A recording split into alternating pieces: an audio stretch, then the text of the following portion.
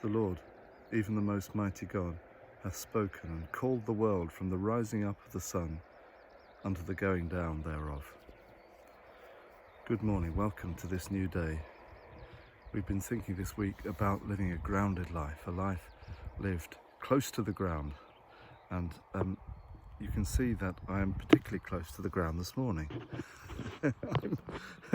I'm at the edge of this wheat field and sat on the ground, and though I'm by the roadside and it might look rather eccentric to passers by, I wanted to be this close because I need to just show you here, look, can you see? I noticed this morning that the full corn is appearing in the wheat field. I'm sure that passing by a couple of days ago, all I saw were the ears, the two split leaves coming up from the blade, and now we have the corn and the grain has burst out into the open. I find that a deeply encouraging sight somehow. First the blade, and then the ear, and then the full corn shall appear.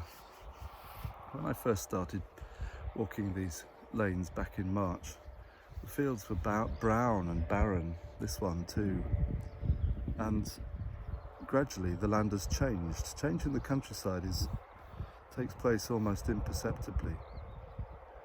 You can only notice it over time, and gradually the tones shift and alter, and you realise things have moved on.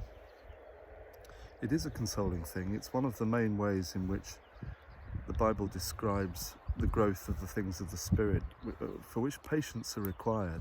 It's one of the hard and challenging things about faith. Jesus likens the kingdom of heaven to a seed growing quietly. You can hardly notice that it is growing until its fruit is born. So it is with the fruit of the Spirit, as Paul calls it.